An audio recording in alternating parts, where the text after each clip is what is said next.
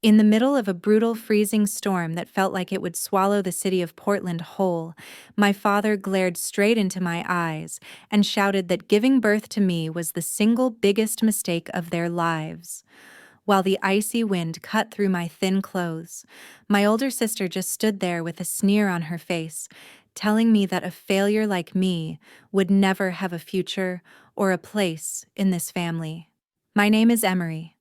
I am 26 years old now, and I run one of the most successful high-end custom woodworking firms in the Pacific Northwest.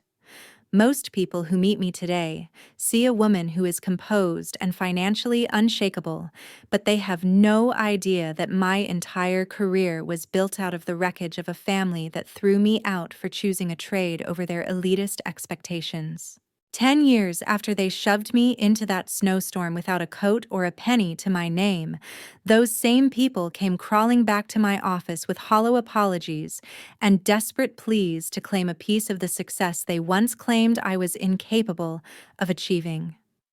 I looked at the broken people who once tried to destroy my spirit and realized that while they were busy mourning their lost status, I had spent a decade turning their hatred into a legacy that they will never be a part of. Before I get into the details of how I turned that freezing night into a multimillion-dollar reality, please tell me what time it is and which city you are watching from, so I can see how far my story has traveled.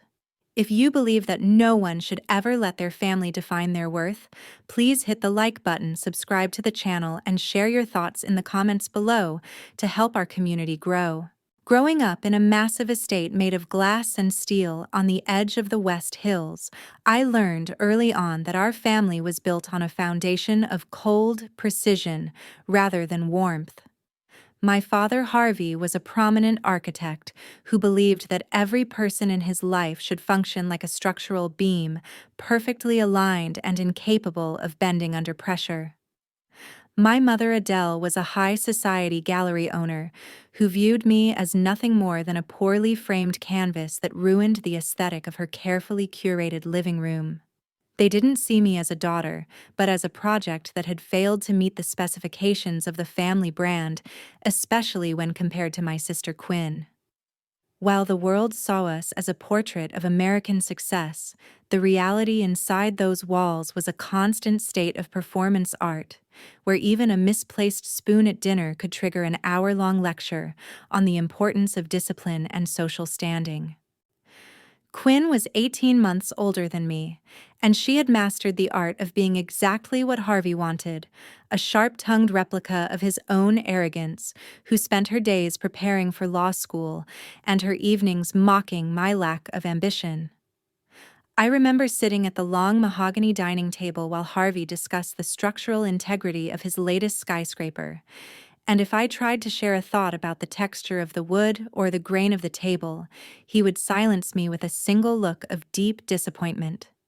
Adele would often sigh as she adjusted her silk scarf, mentioning to the guests that I was going through a difficult phase of being uninspired, as if my very existence was an embarrassment to her refined social circle. Everything in that house was about the image of perfection, from the way Quinn's hair was always perfectly sleek to the way our lawn was trimmed to the exact millimeter, leaving no room for the messy reality of a teenager who just wanted to build something with her hands.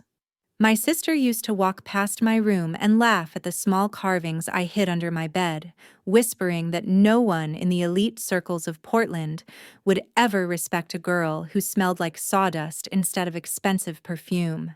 Harvey made it clear that my interest in anything practical or manual was a betrayal of the intellectual legacy he had spent 40 years building, and he treated my hobbies as a symptom of a weak mind that needed to be corrected through isolation and strict control. The pressure to conform was suffocating a heavy blanket of expectations that threatened to crush the only part of me that felt alive, which was my deep-seated need to create objects that had soul and history rather than just cold utility.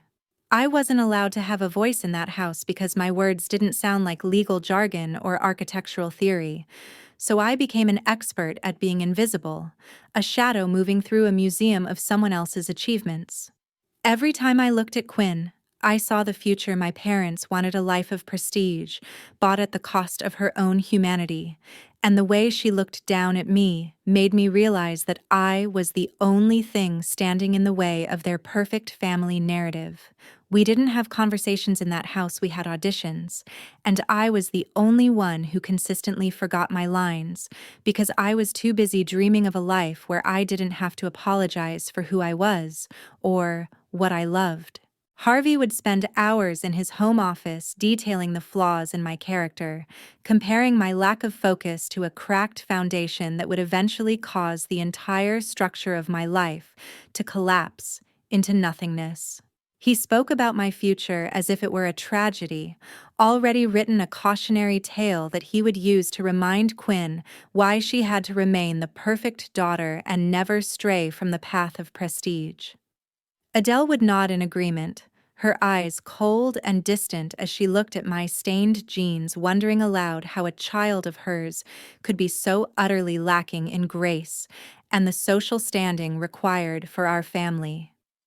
They created a world where the only way to earn love was to be a mirror for their own vanity.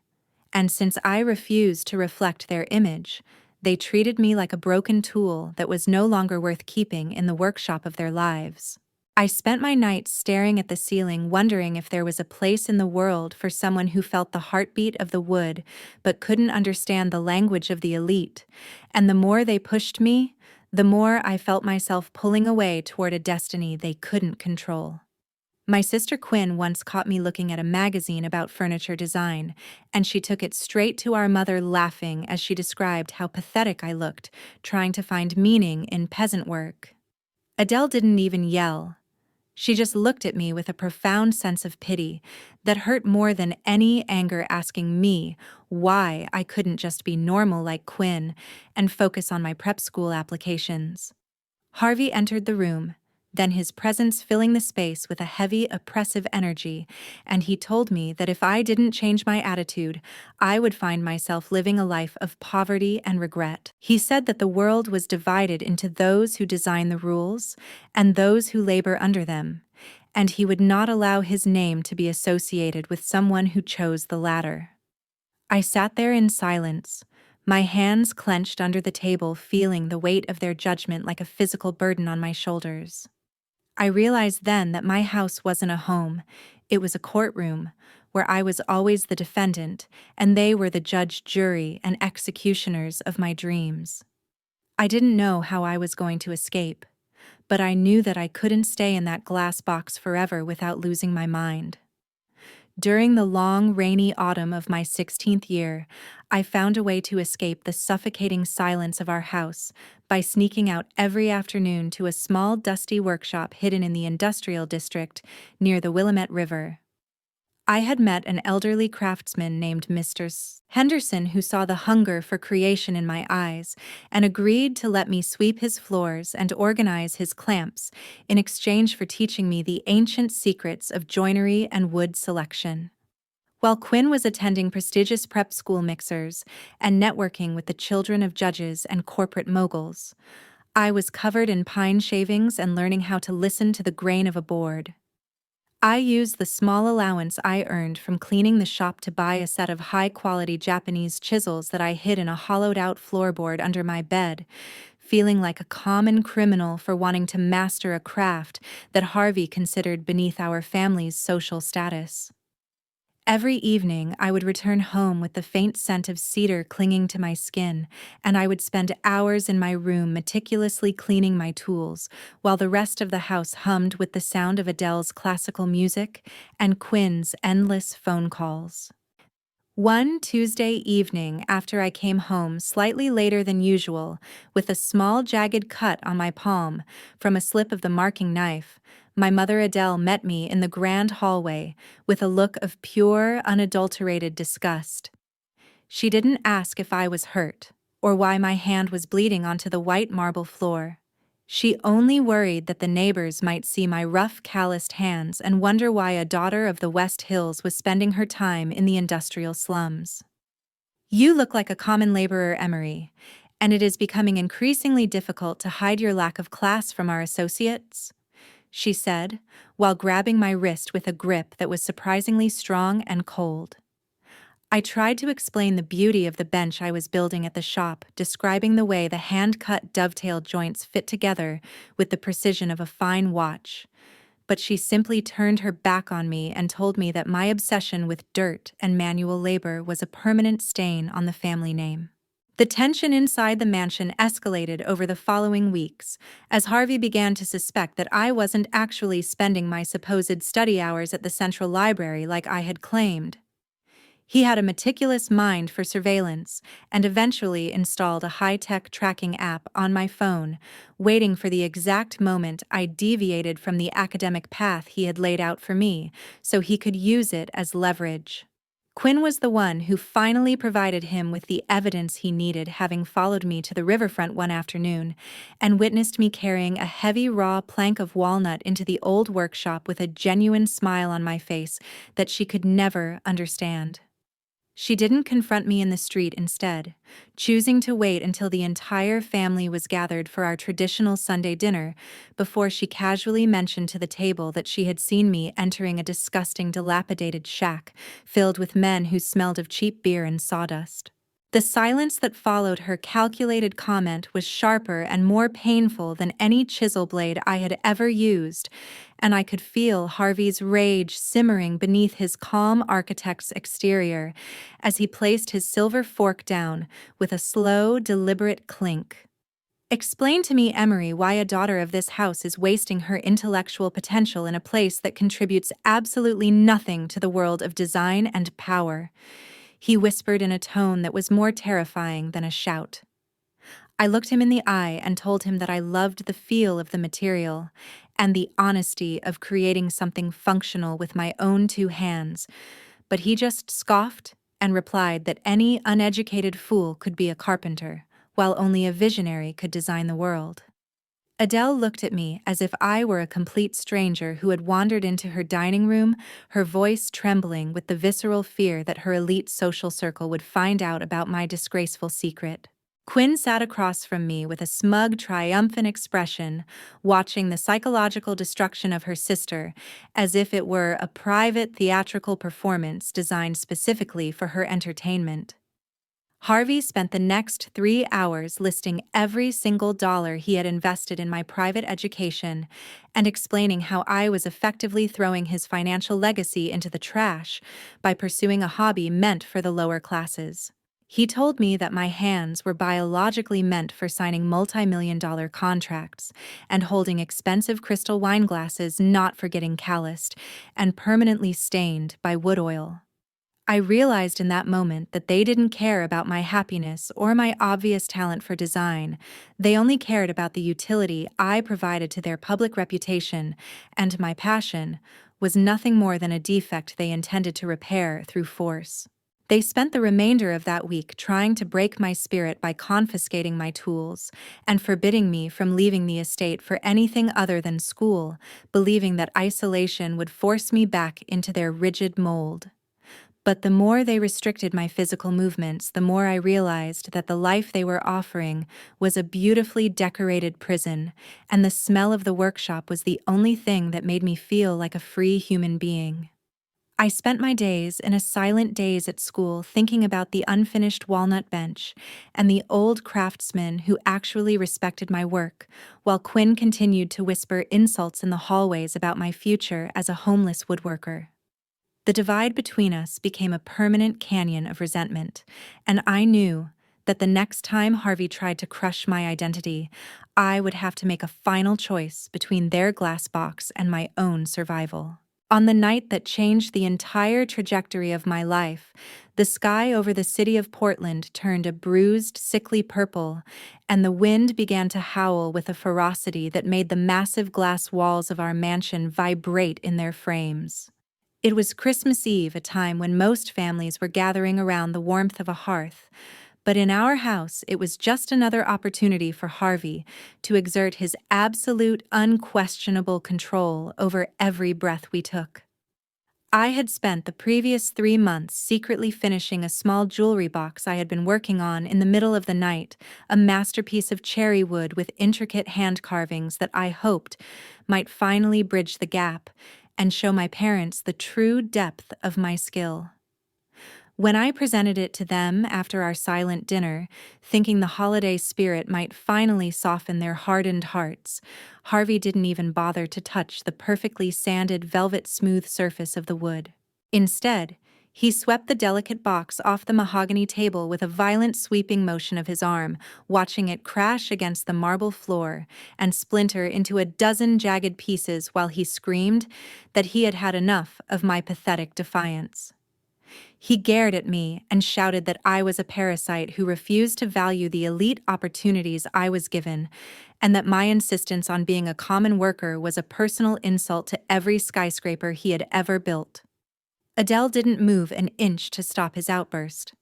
She just stood by the marble fireplace and looked at me with a cold, distant gaze that felt far worse than the freezing wind outside telling me that they had tried everything to make me a respectable woman, but that I was fundamentally broken beyond repair.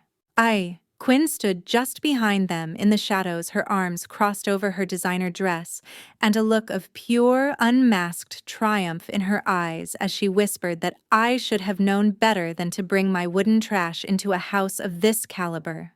Harvey then did something I never thought possible. He grabbed my old backpack from the hallway, threw a few of my textbooks and a single change of clothes inside, and dragged me toward the massive front door while the storm raged with increasing violence. He shoved me out onto the icy stone porch and told me to come back only when I realized that my hands were meant for the law career he had meticulously chosen for me, or better yet,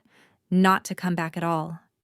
The heavy, reinforced oak door slammed shut with a deafening sound that echoed in the hollow of my chest, like a funeral bell, leaving me completely alone in the pitch black of the night, with nothing but a thin hoodie and the bitter, freezing realization that my family was truly gone. The cold was immediate and terrifying, a biting, relentless wind that seemed to find every gap in my clothes and freeze the very blood in my veins as I stood there in shock. I walked down the long, winding driveway with my feet slipping on the treacherous black ice, feeling a mixture of pure animal terror and a strange, bubbling sense of liberation that I couldn't yet name. I ended up at the end of our street, shivering so violently I could barely stand when a porch light suddenly flickered on at the modest house of my elderly neighbor, Mrs. Martha. She was a woman who had always watched me from her garden with a kind of quiet understanding, and when she saw me standing there in the middle of a blizzard without a coat, she didn't ask a single question. She pulled me into her small, warm hallway and wrapped me in a heavy wool blanket that smelled of lavender and old books, providing the first real warmth I had felt in years. She sat me down and gave me hot tea, her steady silence providing more genuine comfort than my parents' thousands of hollow words ever had in 16 long years. She eventually called my best friend Julian, whose family lived only a few blocks away, and had always been aware of the increasingly toxic and volatile environment in my home. Julian arrived less than 20 minutes later, his face pale with a mixture of rage and worry, as he brought me his father's heavy winter coat and a pair of sturdy boots that he had grabbed in a hurry. He sat with me on Mrs. Martha's couch for hours, holding my shaking, freezing hands and telling me over and over that I was infinitely stronger than the people who had just thrown me away like unwanted garbage. Mrs. Martha told me that I was welcome to stay in her small guest room for as long as I needed to find my footing, but I knew deep down that I couldn't stay in this wealthy neighborhood where every street corner served as a reminder of the people who had discarded me. Julian helped me make a desperate plan, offering me the modest amount of money he had saved from his summer jobs, and telling me that he would help me find a way to get to the industrial side of the city where the real workshops were located. That night, lying in the quiet of Mrs. Martha's spare bed, I realized that the blood in my veins didn't entitle my parents to ownership over my soul, and that the family I chose would always be more valuable than the one I was born into.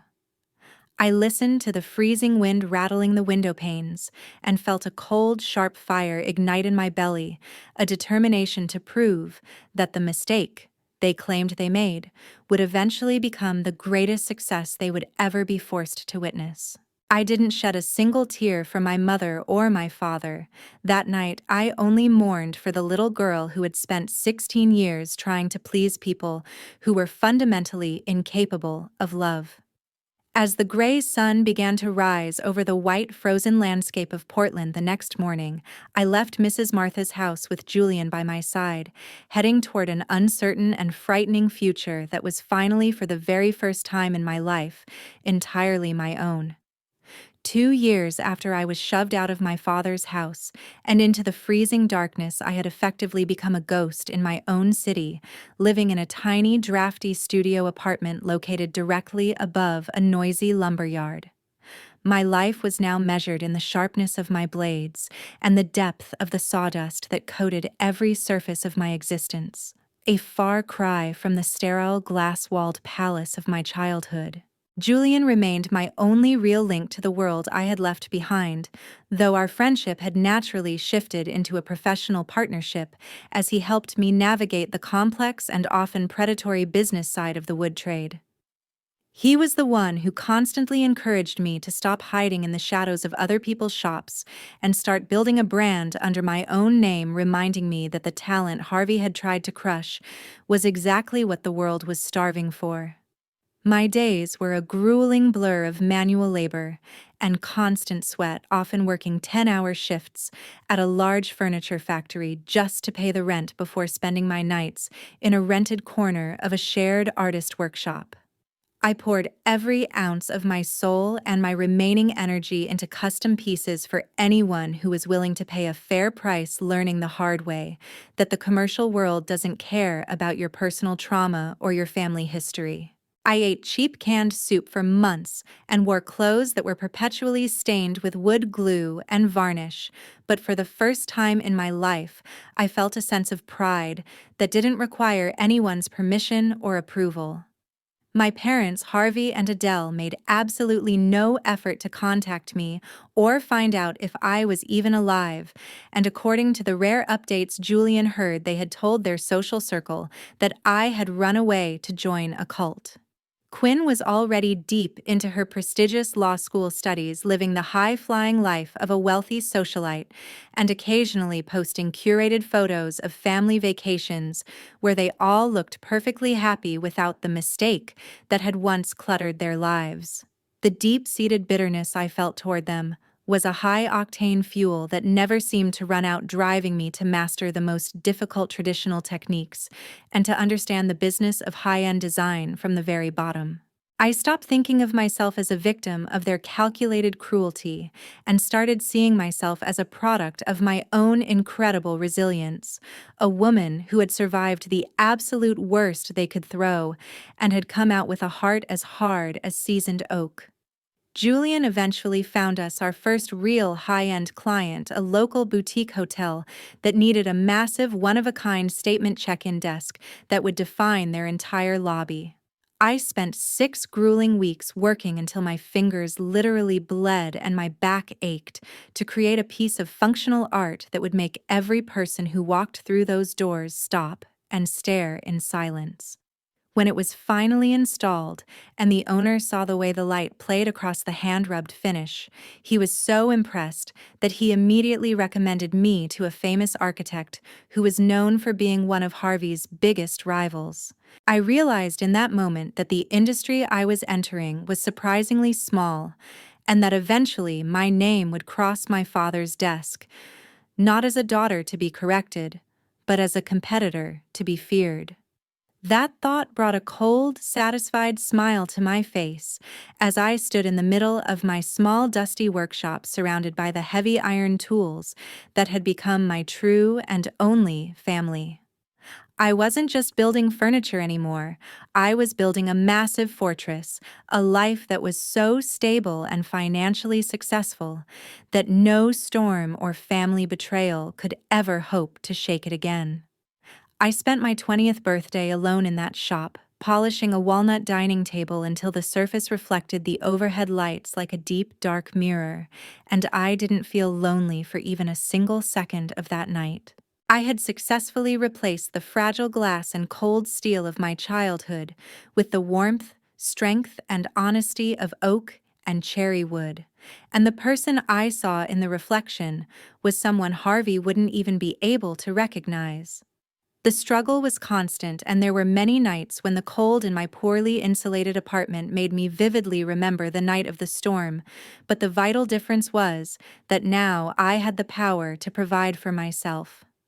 Julian helped me set up my first official business bank account with the deposit from the hotel project, and seeing the name Emery Woods printed on those official checks felt more significant than any law degree Quinn would ever earn.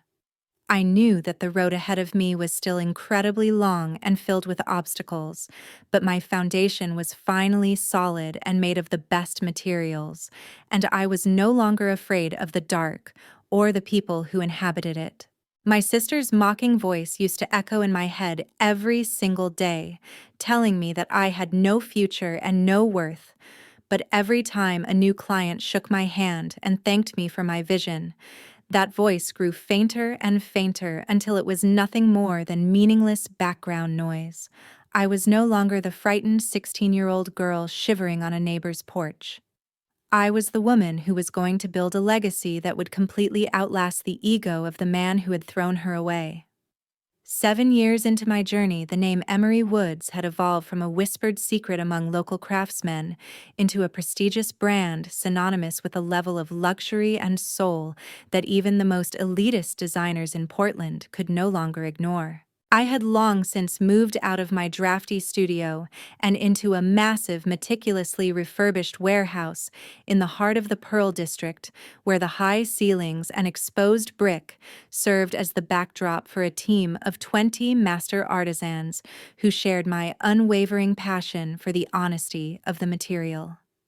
My business flourished because the world was finally beginning to pivot away from the cold, mass-produced aesthetics of glass and steel that Harvey worshipped, moving instead toward the organic, grounded beauty of custom woodwork that told a story of time and human touch. Julian had officially stepped into the role of Chief Operating Officer, managing the rapid expansion of our brand across the entire West Coast, while I remained the creative and technical heart of the company, still spending my mornings at the workbench before transitioning to the boardroom in the afternoon. While my star was rising with every high-profile commission I accepted, the architectural world was beginning to shift violently under Harvey's feet, and the dark rumors of his firm's steady decline began to reach me through a network of industry insiders. His refusal to adapt to modern sustainability standards and his notorious suffocating arrogance had slowly driven away his most loyal corporate clients, leaving his firm with mounting debts and a growing reputation for being a rigid relic of a bygone era. Quinn had successfully graduated from her prestigious law school and joined a high-powered firm that specialized in corporate defense. But the whispers in the legal community suggested she was struggling to maintain her position, known more for her family's fading connections than for any actual legal brilliance or hard work. My mother Adele had suffered a devastating blow when her primary art gallery was forced to close after a series of disastrously poor investments, and she was now reportedly struggling to maintain the hollow social status that was once the very air she breathed. I watched from a safe distance as their carefully constructed world began to fray and disintegrate at the edges, feeling no surge of petty joy, but rather a profound and quiet sense of cosmic justice for the girl they had left in the snow.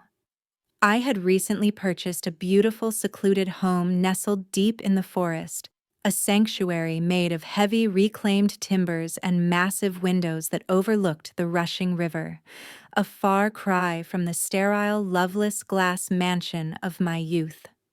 One humid afternoon, Julian walked into my office carrying a thick, confidential file on a new, massive commercial development project in downtown Portland that was searching for a lead interior designer to handle the entire lobby and executive suites. The project was monumental in scale, the kind of career-defining opportunity that would permanently cement my company as a national leader in the field of luxury craftsmanship. As I flipped through the technical documents, my eyes landed on the name of the lead architectural firm assigned to the project, Harvey and Associates. My heart didn't race with fear and my pulse didn't even skip a beat, because I knew that in this particular arena, I was now the one holding the power, and he was merely a man desperate for a single win to save his dying legacy. The developers had specifically requested my firm because they had fallen in love with my previous work, completely unaware of the traumatic personal history between me and the architect they had already hired. I realized that the moment of direct confrontation I had imagined in my darkest hours for a decade was finally approaching, but it wouldn't happen in a courtroom or a dark alleyway. It would happen in a polished boardroom where I was the recognized expert and he was just a man trying to save himself from ruin. I instructed Julian to move forward with our most ambitious bid, but to keep my personal identity as the sole owner of Emery Woods completely under wraps until the final contract signing ceremony. I wanted the surprise to be absolute and undeniable, a sudden and crushing realization for Harvey that the mistake he had discarded like trash was now the only person on the planet capable of saving his biggest and last project. I spent the following weeks preparing the designs, pouring every single ounce of my experience and my resentment into a vision that was so vastly superior to Harvey's cold, lifeless architectural plans that the developers were floored during the initial review. I wasn't doing it to help him. I was doing it to show the entire city that a trade is a high art form and that the hands he had once despised had built a bridge to a future that his ego could never reach. Quinn would likely be the one reviewing the legal contracts for the development, and I could already imagine the look of shock on her face when she saw the financial success and the ironclad legal protections of the sister she had mocked for years. My parents had spent my entire childhood telling me that I was a fundamentally broken structure that would never hold weight, but I was about to prove that I was the only one in the family who could actually withstand the pressure of reality, while they were the ones crumbling into dust. The anticipation was a quiet, steady hum in my blood, a rhythm of pure confidence that came from knowing I had earned every single inch of my success through blood, sweat, and tears. I was no longer that frightened 16-year-old girl, and the storm they had started 10 years ago was finally going to blow back in their direction with the force of a hurricane. 10 years to the very day after I was pushed out into the freezing snow without a coat. The heavy glass doors of my corporate headquarters opened to admit 3 people who looked like they had been completely hollowed out by the passage of time and the weight of their own failures. My father Harvey walked in first, but the man I saw through the glass was no longer the towering, invincible figure of my childhood. He was a graying, tired architect with slumped shoulders and eyes that darted around my expansive, luxurious lobby in a mixture of awe and simmering resentment. My mother Adele followed closely behind him, her designer clothes looking slightly dated and her face frozen in a stiff mask of practiced dignity that couldn't possibly hide the sheer desperation radiating from her.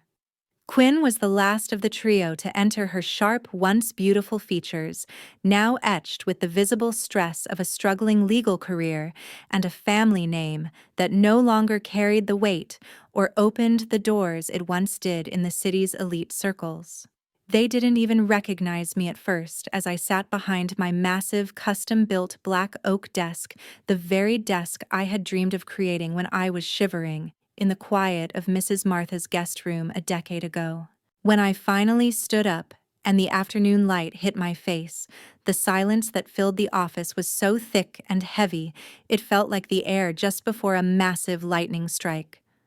Harvey was the first to find his voice, though it cracked with a tremor he couldn't hide as he tried to maintain a shred of his former authority, calling me Emery, as if he were simply picking up a casual conversation from a day ago. He had the audacity to tell me that they had seen my incredible success from afar, and that he was deeply proud of how I had applied the harsh discipline he had taught me to build such a respectable and profitable business. Quinn chimed in immediately, her voice dripping with a fake, sickening sweetness that made my skin crawl, suggesting that now that I was so successful, it was finally time for the family to unite and help each other through a temporary and difficult financial patch. Adele even reached out her gloved hand toward me across the desk, mentioning with a shaky smile that she had always secretly known I had a unique creative spark, and that she was so relieved to see me finally living up to my true potential as a member of this family.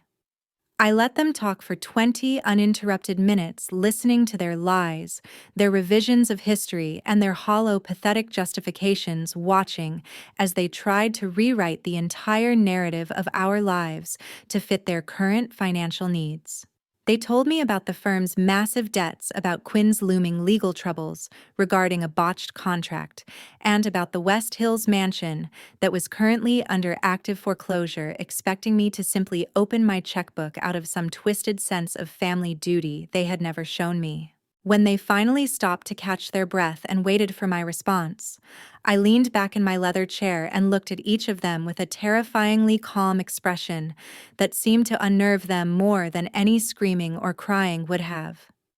I reminded Harvey of the exact words he used on that night in the snow when he called me a mistake.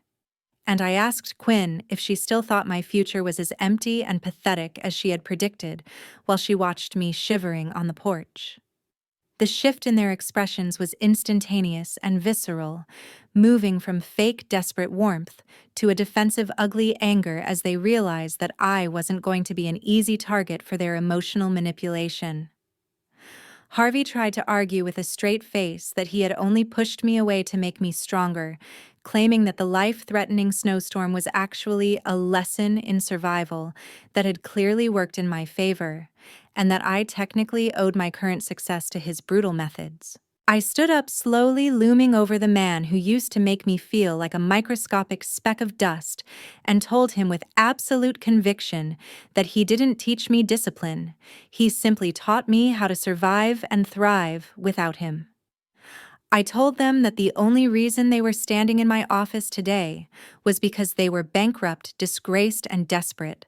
and that the daughter they had discarded like trash was now the only person left on earth with the power to save them from the consequences of their own arrogance. I saw Quinn's jaw tighten with a suppressed rage as she fully realized the power dynamic had completely and permanently inverted,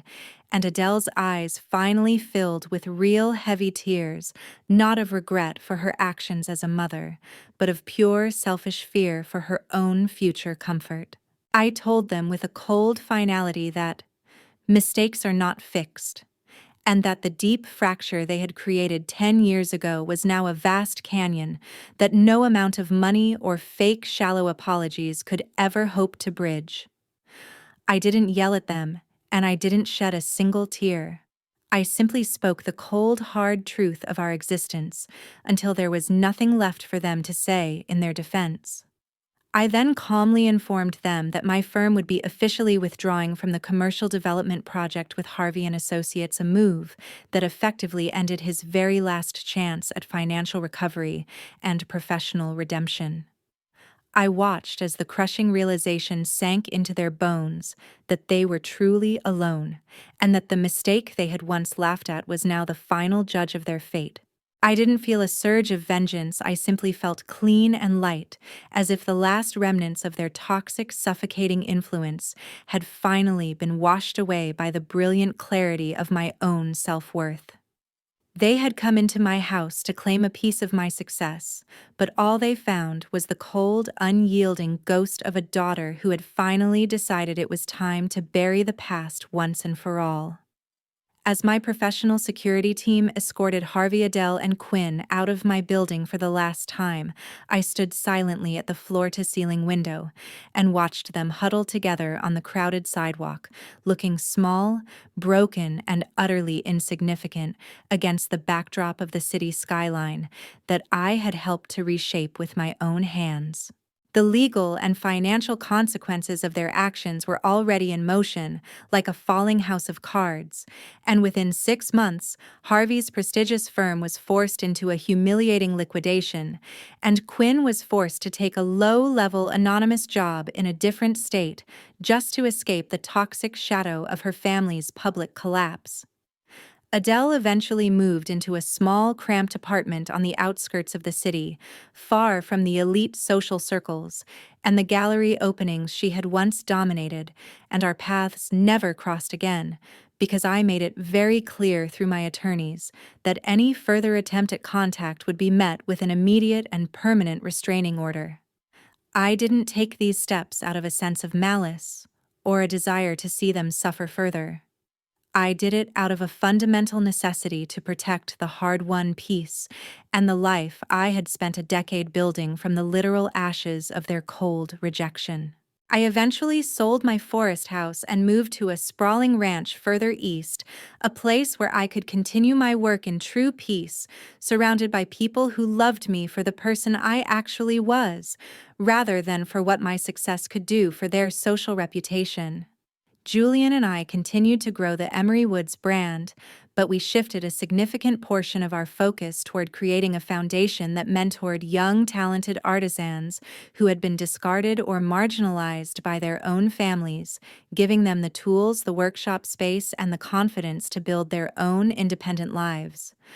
I realized then that my story wasn't just a simple tale of a girl who got rich. It was a story about a human being who fundamentally refused to let the people who gave her life also take away her right to live it. My success wasn't meant to be a permanent slap in the face to my parents, though it certainly functioned as one. Rather, it was a living testament to the fact that your origin does not ever have to be your final destination, and that the most beautiful, enduring things in this world are often built from the roughest, most damaged timber.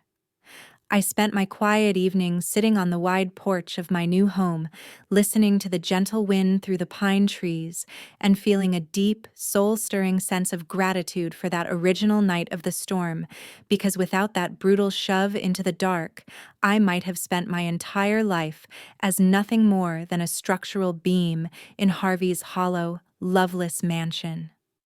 The scars and calluses on my hands were no longer a source of shame for me. They were a detailed map of the long, difficult journey I had taken to finally become a woman who was truly and completely free. I learned the hard way that true forgiveness isn't always about a forced reconciliation with people who hurt you. Sometimes it is simply about finally letting go of the heavy anchor of anger so you can have both of your hands free to build something entirely new and beautiful. The mistake that my father had yelled about in his rage became the very foundation of my ultimate happiness and success, proving to the world that the labels people try to put on you are only as powerful as your own willingness to believe them. My sister's mocking sneer was replaced in my mind by the genuine smiles of the people I helped through my foundation, and my mother's biting coldness was replaced by the genuine warmth of a community that I had built entirely on my own terms. I look back at that frightened 16-year-old girl standing in the snow, and I wish I could reach through time to tell her that the freezing cold is only temporary, but the ironclad strength she is finding in that moment will last her an entire lifetime. My life is no longer a desperate performance for an audience of 3 people who could never be satisfied.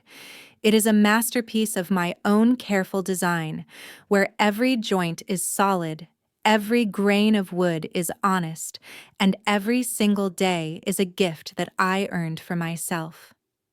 Thank you so much for taking the time to listen to my story and for being a part of my long journey from the freezing snow to the success I once never thought was possible. If you have ever been treated like a mistake or a failure by the people who were supposed to protect and nurture you, I hope my story gives you even a little bit of the courage you need to pick up your own tools and start building your own future. Your true worth is never defined by someone else's narrow vision of you. It is defined by the incredible resilience and the heart you show when the doors of the world are slammed in your face. Please share your own thoughts and experiences in the comments below about a time you turned a major setback into a personal victory, as I would love to hear from you. Don't forget to subscribe to the channel for more stories of justice, resilience, and triumph, and hit the like button to help this message reach more people who might be struggling in their own storms right now. I truly appreciate every one of you who stayed and listened until the very end, and I look forward to reading how you have reclaimed your own power in the face of life's greatest adversities. Let's continue to grow this community of survivors, builders, and dreamers, reminding each other every day that no storm, no matter how cold or violent, is strong enough to stop someone who finally